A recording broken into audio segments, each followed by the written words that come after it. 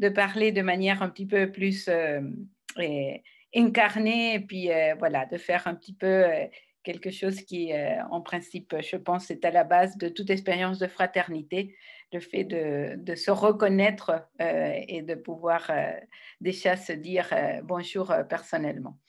Alors, donc, voilà, j'aborde donc le thème et la question un peu qui m'avait été posée. Donc, Fratelli Tutti, est-ce que c'est une encyclique politique?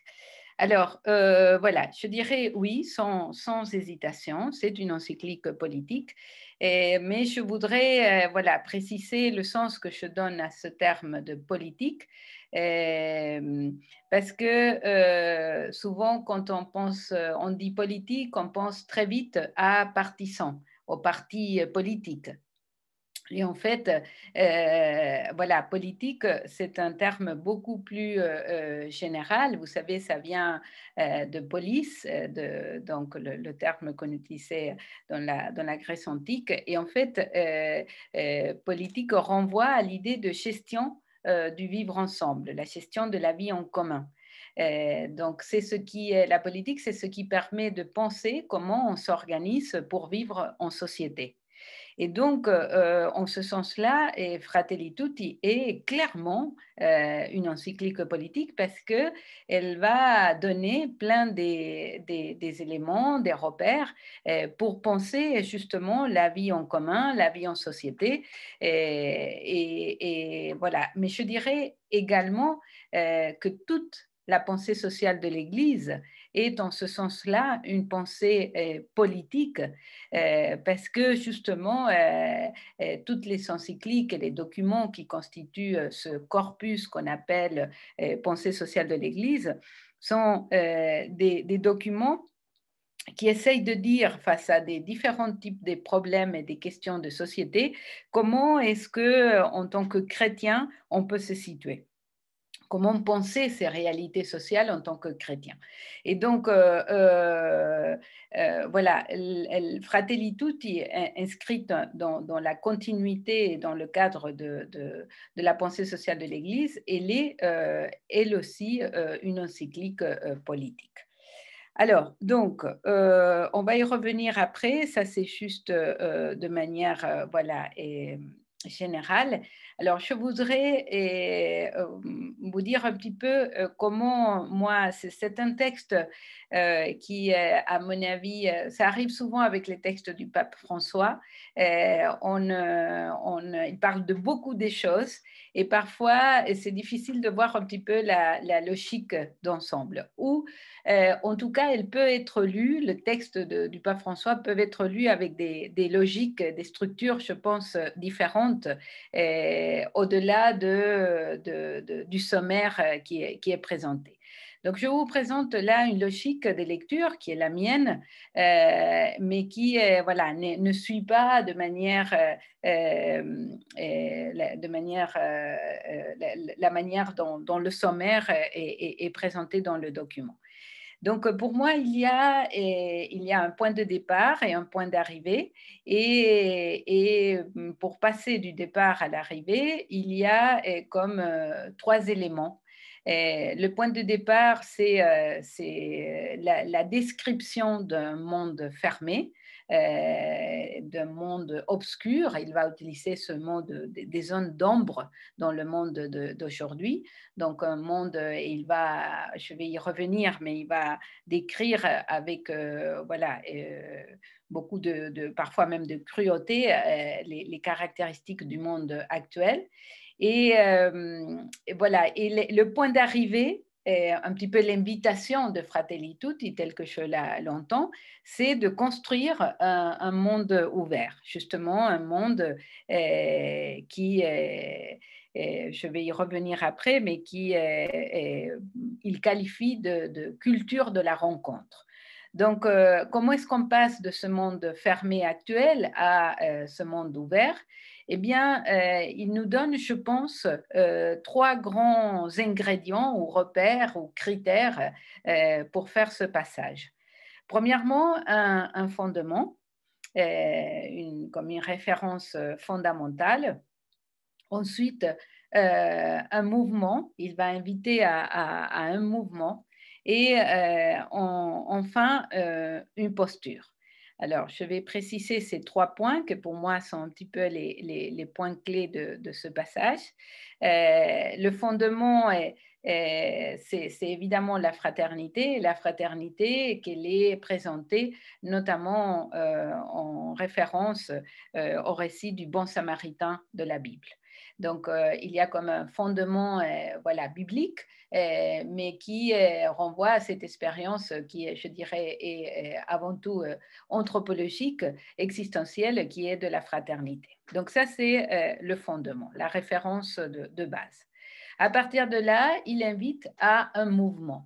Et c'est un mouvement justement d'ouverture, c'est un mouvement de décentrement. Alors ça, c'est quelque chose dont le pape François, on parle beaucoup, cette invitation à se décentrer, à sortir. Voilà, je vais encore y revenir, mais pour moi, là, il y a quelque chose d'assez central dans cette encyclique qui reprend des idées des écrits précédents. Mais vous savez, il y a 2 chapitres qui vont utiliser le mot ouverture. Ça dit à quel point cette invitation à l'ouverture, au décentrement, à la sortie est centrale. Donc voilà ce mouvement de décentrement. Et puis une posture à avoir pour justement passer de ce monde fermé à ce monde ouvert, une posture qui se caractérise par ces 2 attitudes, je dirais, le dialogue et le pardon. Donc, une attitude, une posture dialogante et pardonnante, on peut dire. Et voilà, comme deux attitudes qui sont centrales pour pouvoir construire cette culture de la rencontre. Voilà donc le schéma général tel que je le vois et qui, pour moi, si vous voulez, c'est en ce sens-là qu'on peut dire que Fratelli Tutti, c'est un projet politique. Un projet politique parce qu'il invite, à partir du constat du monde fermé, à construire un monde ouvert et qu'il donne un petit peu les 3 points de ce programme politique, de ce projet politique, c'est voilà, la fraternité, le décentrement et cette posture de dialogue et de pardon. Alors, donc, je vais reprendre chacun de ces points. Voilà, je disais au départ un monde fermé. Et donc là, la description qu'il va faire du monde est une description qu'on peut dire clairement politique. Politique dans le sens qu'il va parler du monde, pas uniquement en termes voilà, des éléments uniquement au niveau moral, mais qu'il va parler justement du monde au niveau de la réalité sociale, politique, économique dans laquelle on est aujourd'hui confronté. Donc, il va caractériser ce monde d'aujourd'hui avant tout comme un monde divisé et fragmenté. Voilà, je disais au début, il nous invite à penser le nous de la maison commune, eh bien, il dit on est très loin aujourd'hui de vivre dans un monde où on peut parler de nous, puisque c'est un monde avant tout qui est marqué par la division et la fragmentation. Et donc, il va parler notamment voilà, dans le monde d'aujourd'hui qu'il y a une tendance très grande à l'éclatement, au repli identitaire, à l'inégalité. Donc, vous voyez, là, on est tous dans des caractéristiques qui sont sociales, économiques, politiques, et je dirais plus encore dans la situation actuelle de la pandémie. Il y a, je pense, on est plus encore poussé à essayer de se défendre chacun individuellement, chacun son groupe d'appartenance, sa famille, ses amis, chacun son pays. On voit bien la guerre qu'il y a entre les vaccins. Voilà, donc une tendance dans le monde d'aujourd'hui à l'éclatement, au repli, à l'inégalité. Et là, j'ai repris quelques expressions que le pape a déjà utilisées auparavant. Il parle d'une mondialisation de l'indifférence. Donc, on parle beaucoup d'un monde mondialisé, Ben, il dit en fait ce qui est aujourd'hui le plus mondialisé dans notre société, dans notre monde, c'est l'indifférence. Quand on parle de mondialisation, on pense que voilà avant tout au lien très étroit qu'il y a aujourd'hui entre tous les pays, entre toutes les cultures. Il dit en fait ce qui est le plus commun à toutes les cultures et à tous les liens qu'il y a, c'est l'indifférence. Il va parler d'un colonialisme culturel parce qu'il parle de un peu une sorte de culture unique qui s'impose aujourd'hui partout. Et donc, cette culture unique qu'il va qualifier, comme il l'a déjà fait très fortement dans Laudato Si, de culture du déchet. Je trouve que c'est une expression très forte qu'il utilise pour caractériser la culture actuelle, la culture dominante, qu'il dit c'est la culture du déchet. Et il dit en fait le déchet, c'est évidemment les déchets matériels. Là, ça renvoie à la question écologique, c'est-à-dire l'idée que tous les biens, on les prend et quand ça ne sert plus, on les jette et on ne pense pas à l'impact que ça peut avoir sur le reste de la Terre, sur l'environnement. Donc, déchets matériels, mais surtout et aussi déchets humains, c'est-à-dire on traite les autres comme des déchets, on s'en sert tant que c'est utile, quand ça ne sert plus, on le jette, on le laisse tomber. Donc voilà, et cette culture que selon lui est très marquée par une posture instrumentale, c'est-à-dire on prend tout en fonction de l'utilité que ça peut nous rendre, que ce soit les biens, que ce soit les personnes. Donc voilà, c'est un petit peu ça qu'il écrit et qu'il condamne. Et donc j'ai repris là cette citation qu'il y a dans cette première partie de l'encyclique où il dit « Nous nous sommes gavés des connexions et nous avons perdu le goût de la fraternité ». Parce qu'il dit, c'est vrai, on est dans un monde plus que jamais interconnecté. En plus, avec le Covid, voilà, c'est aujourd'hui la connexion numérique est devenue voilà, est la manière centrale de pouvoir rentrer en relation. Donc, du coup, on peut être connecté très facilement avec des gens qui sont très éloignés physiquement, et donc interconnectés au maximum, mais ce n'est pas pour autant que les relations qu'on a créées sont des relations de fraternité. Donc voilà, c'est ce paradoxe du monde d'aujourd'hui, plus que jamais en lien et peut-être plus que jamais, voilà, ayant perdu le goût de la fraternité. Voilà un peu la description qu'il fait de manière, on peut dire, un peu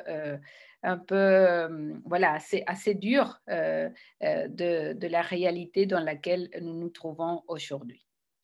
Alors, à partir de là, le premier point, c'est voilà, ce que j'ai appelé le fondement, et donc il renvoie à ce récit biblique du bon samaritain.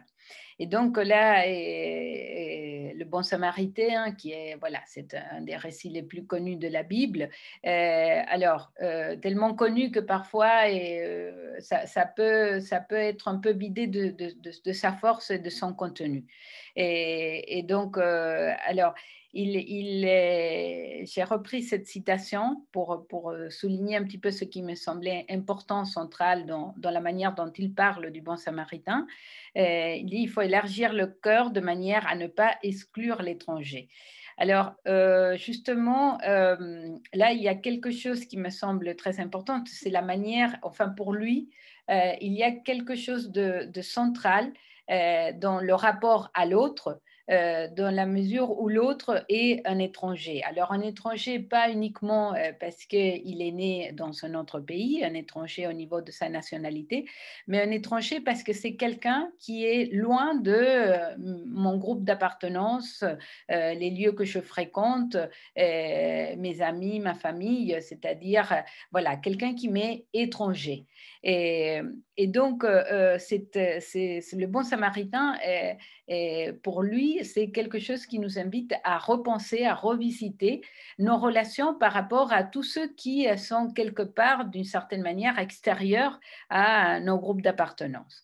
Et ce qui, pour moi, est important dans cette référence, c'est qu'il y a à la fois une référence à quelque chose qui touche l'identité chrétienne, notre identité en tant que chrétien, puisque voilà, l'étranger est une figure centrale dans la Bible, mais vous savez, c'est aussi se rappelle au début de la Bible que le peuple de Dieu est avant tout un peuple qui a été immigré en Égypte et qui s'est constitué en tant que peuple à partir de cette expérience de libération fondatrice de la sortie d'Égypte. Donc voilà, il y a quelque chose dans l'identité chrétienne qui est associé au fait d'être immigré, au fait d'être étranger dans une autre terre. Donc là, il y a quelque chose un peu de fondamental dans cette figure de l'étranger. Et puis, tout de suite, parce que ça va venir un peu plus tard dans l'encyclique, la question de l'étranger est directement liée aussi à la question, pardon, à la question sociale de l'immigration. Donc là, vous voyez tout de suite, il y a un lien entre une expérience humaine fondamentale et une expérience même spirituelle fondamentale, en lien avec notre foi chrétienne, et une expérience politique, une expérience sociale, sociétale, que c'est le rapport aux étrangers. Et vous savez, il va parler justement aussi en particulier du problème de la migration. Donc voilà, et c'est ça qu'il y a un petit peu au cœur de ce récit, et avec un petit peu une invitation à penser qu'est-ce que c'est le prochain. Vous savez, c'est la notion clé dans le récit du bon samaritain, c'est cette idée du prochain, de se faire proche des autres. Et en fait, mais que je pense, il a dit, j'ai repris là cette phrase de Paul Ricoeur, que pour moi résonne fortement avec la manière dont le pape lit le bon samaritain. Et le fait qu'on n'a pas un prochain, dit Paul Ricoeur, je me fais le prochain de quelqu'un. C'est-à-dire le prochain, je choisis de me faire prochain de quelqu'un. Et donc, ça pose une question majeure, on peut dire le prochain, la proximité, c'est un choix politique. C'est-à-dire, c'est de dire de qui je me fais proche, pour faire société ensemble, de qui je me fais proche pour faire communauté ensemble, de qui je me fais proche pour habiter et construire la maison commune. Donc, ce n'est pas simplement voilà, les proches qui sont à côté de moi, mais c'est de qui voilà, je décide de devenir proche. Donc, et cette invitation à dire, c'est celui qui est le plus éloigné, à qui voilà, on est invité aujourd'hui de se faire proche. Donc voilà cette idée un petit peu fondamentale à partir du bon samaritain, qui renvoie, comme je disais, à une expérience anthropologique et spirituelle, à une expérience sociale et politique. Et donc, à partir de là, et le mouvement, il nous invite à un mouvement, ce mouvement que j'ai appelé de décentrement. Et donc, voilà quelques éléments qui sont associés à ce mouvement qui est un peu capital pour passer du monde fermé au monde ouvert. Et là, j'ai fait le lien avec quelque chose que le pape François a dit très fréquemment. Il invite à être une église en sortie. Cette expression d'être une église en sortie. Et donc, encore une fois, être en sortie, ça veut dire partir à la rencontre de celui qui m'est étranger. Et encore une fois, là, étranger, ce n'est pas uniquement l'étranger au niveau immigré, c'est étranger dans le sens de toute personne qui m'est étrangère, c'est-à-dire qui ne m'est pas proche. Et donc, je pense que là, par rapport à l'Église, il y a quelque chose de très fort, parce que je pense que nous sommes très souvent en permanence en train de chercher à faire venir les gens à notre Église, à pouvoir inviter les gens pour qu'ils nous rejoignent dans nos communautés, parce que pour nous, nos communautés, évidemment, sont source de vie, et donc on voudrait que plus de personnes puissent les rejoindre. Et en fait, moi, ce que j'entends dans cette invitation du pape, Don Fratelli Tutti, mais comme je disais, qui vient de bien plus loin pour lui, c'est une invitation non pas à faire que les gens nous rejoignent, mais plutôt une invitation à sortir de nos communautés, à sortir de nos églises et aller rejoindre les gens qui sont à l'extérieur, aller les rejoindre là où ils sont. Donc, voilà, une inversion de mouvement. Et c'est d'aller vers l'extérieur, c'est pas dans une visée de conquête. Voilà, on part vers l'extérieur pour conquérir et faire des chrétiens. Bien au contraire, c'est aller pour justement aussi apprendre de ce qui est aujourd'hui porteur à l'extérieur, porteur de vie, source de vie, et donc nous laisser nous-mêmes aussi convertir par l'extérieur. Donc voilà, là, je pense qu'il y a quelque chose de très très fort, que c'est cette idée voilà, d'être en sortie, de oser et quitter nos lieux voilà, d'appartenance pour aller vers l'extérieur. Et donc, c'est aller vers l'extérieur, comment? Dans cette relation de fraternité. C'est là que la fraternité devient un élément central. Et il va dire, le pape, quelque chose de très fort, il va dire la fraternité, c'est quelque chose de mystique, mais c'est aussi un projet politique. Et voilà, quand on parle de fraternité, très souvent, même si c'est un des éléments de la devise républicaine, voilà, je pense que quand on parle de fraternité, on ne pense pas en premier à la dimension politique. On pense en premier à la relation interindividuelle. Quand on dit fraternité, c'est voilà, les relations entre les personnes. Et le fait de se sentir voilà, proche des autres au point qu'on les considère comme des frères et des sœurs. Et en fait, le pape dit, la fraternité n'est pas seulement ça. La fraternité, c'est une manière de penser l'organisation de la société. La fraternité a une dimension institutionnelle. Nous devrions penser les institutions politiques, les institutions publiques, l'organisation de la société, ayant comme clé, comme mot d'ordre, la fraternité.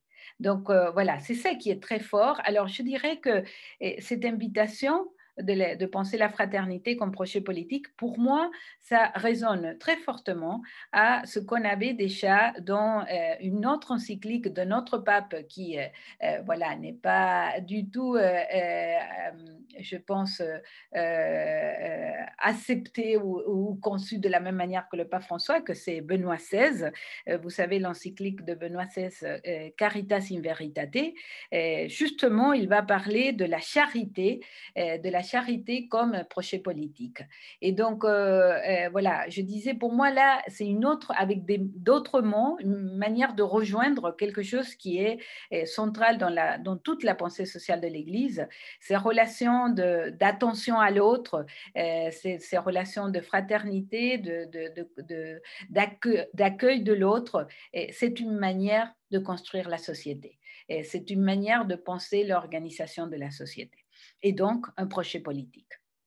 Voilà, et donc ça va aussi, ça concerne aussi les liens avec les autres cultures. Et donc là on est dans quelque chose qui est justement la relation avec les gens qui proviennent d'autres cultures, d'autres nationalités. Donc c'est là où il va parler très fortement sur la question de l'immigration, que c'est une question qui le tient très très à cœur. Et en fait, ce qu'il reprend, c'est quelque chose que pour moi est très fort dans tout le discours du pape François sur la migration, c'est que voilà, l'accueil de l'immigré, c'est pas seulement une question voilà, d'attention à celui qui est plus faible. Souvent, l'immigré, on le voit, notamment quand c'est quelqu'un qui a dû fuir son pays pour des questions politiques ou économiques, on le voit avant tout comme quelqu'un qui est en situation de fragilité, de faiblesse, de pauvreté, de vulnérabilité. Et en fait, en permanence, il nous dit, celui qui vient d'une autre culture, il a une richesse et il peut nous enrichir. Et donc, la relation, l'accueil de l'immigré, il invite en permanence à la penser comme une opportunité, comme une chance pour construire une nouvelle culture. L'idée que, voilà, que la culture n'est pas quelque chose d'estatique, n'est pas quelque chose de fiché, mais que la culture est quelque chose qui est en permanence en mouvement. Et donc, la rencontre avec des personnes qui viennent d'une autre culture, c'est justement cette chance pour ne pas rester entre soi, pour ne pas rester fiché et pour se renouveler en permanence. Au point de, voilà, c'est une occasion pour créer et recréer une culture nouvelle. Donc voilà ce lien avec le décentrement, en particulier par rapport au thème de la migration. Et puis, c'est là où il va aussi beaucoup parler de l'économie, et donc de l'économie, justement une économie qui devrait être pensée au service du bien commun. Et voilà, il y a une économie qui devrait servir ce grand principe de la pensée sociale de l'Église, la destination universelle des biens, c'est-à-dire une économie qui n'est pas pensée en termes de pouvoir s'enrichir et s'approprier de plus en plus de biens, mais une économie qui devrait permettre à l'ensemble de l'humanité de pouvoir vivre dignement.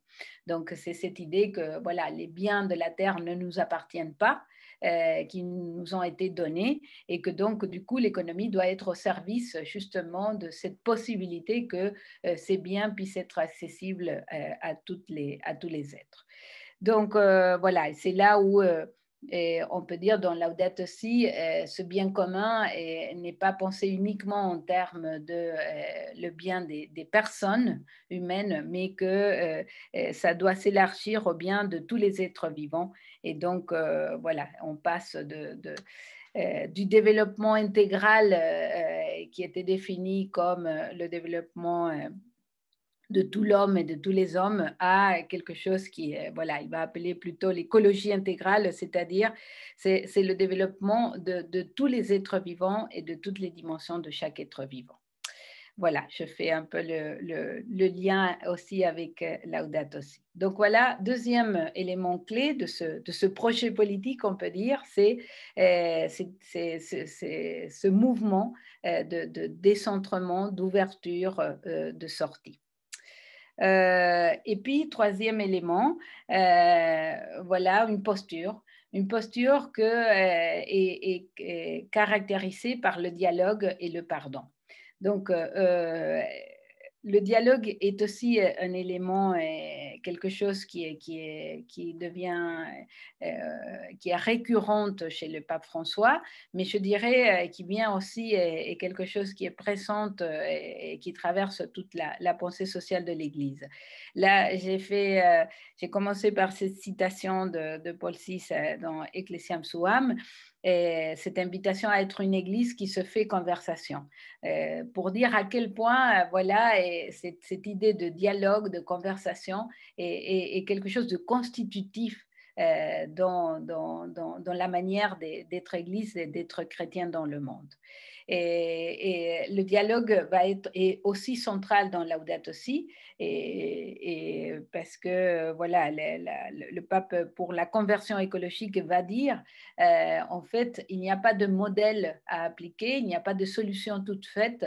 Ce qu'il faut pour rentrer dans cette démarche de conversion écologique, c'est avant tout de s'asseoir autour de la table, de pouvoir dialoguer et choisir ensemble quelle est la meilleure solution qui va être différente selon chaque endroit. Donc voilà, le dialogue est central et ça qui peut nous aider à justement aller vers une société du bien commun.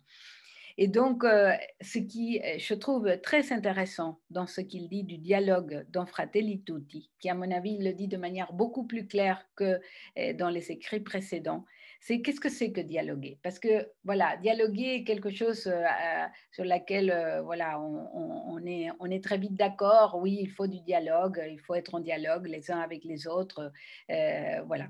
Mais en fait, je pense que très souvent, on confond le dialogue soit avec simplement la conversation, l'échange, le partage d'avis, soit avec le compromis. On dialogue et on va voilà, trouver le minimum sur lequel on est d'accord. Ou du compromis, je prends à condition que tu prennes. Donc voilà, je donne à condition que tu donnes. Donc, un échange conditionné. Eh bien, le pape nous dit, c'est pas ça le dialogue. C'est pas ça le dialogue. Le dialogue, c'est quand on est capable de se laisser déplacer par la vie de l'autre, quand on se laisse traverser par la vie de l'autre, quand on laisse l'autre rentrer en soi, quand on accepte que l'autre a une partie de vérité, même si cette vérité s'oppose à celle que je porte. Donc voilà, c'est énorme cette attitude du dialogue.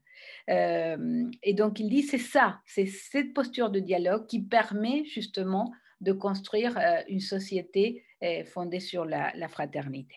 Et puis l'autre élément, c'est le pardon. Et parce que ce dialogue est celui qui crée les conditions du pardon. Et donc là, il dit des choses très, très fortes sur le pardon qui n'est pas l'oubli. Le pardon, c'est pas, voilà, j'étais blessé par quelqu'un et donc pardonner, c'est oublier qu'il m'a fait mal. Il dit pas du tout. Le pardon est toujours, doit venir après le fait d'avoir pu et reconnaître ensemble le mal qui a été produit. Donc le pardon, ce n'est pas l'oubli. Le pardon, ce n'est pas non plus le contraire de la justice.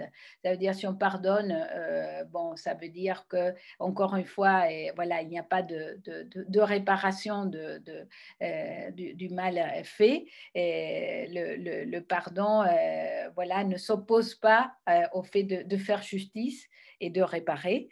Et le pardon, donc, il va le définir comme un renoncement à être possédé par la même force destructrice dont on est victime. C'est-à-dire quand on est victime d'une violence, d'une blessure, voilà, de quelque chose, on nous a fait mal, c'est renoncer un petit peu à l'enchaînement de la violence. Et c'est à ce moment-là qu'il va parler de la peine de mort et qu'il va parler aussi de la guerre en disant ni la guerre ni la peine de mort peuvent justement être des éléments qui vont construire une société de fraternité. Donc voilà, et ce qu'il faut, c'est arriver à créer des conditions pour que cette chaîne de violence puisse s'arrêter. Et la guerre et la peine de mort, au contraire, ils vont renforcer la chaîne de violence. Donc, voilà deux éléments clés de ce projet politique qui est présenté dans Fratelli Tutti.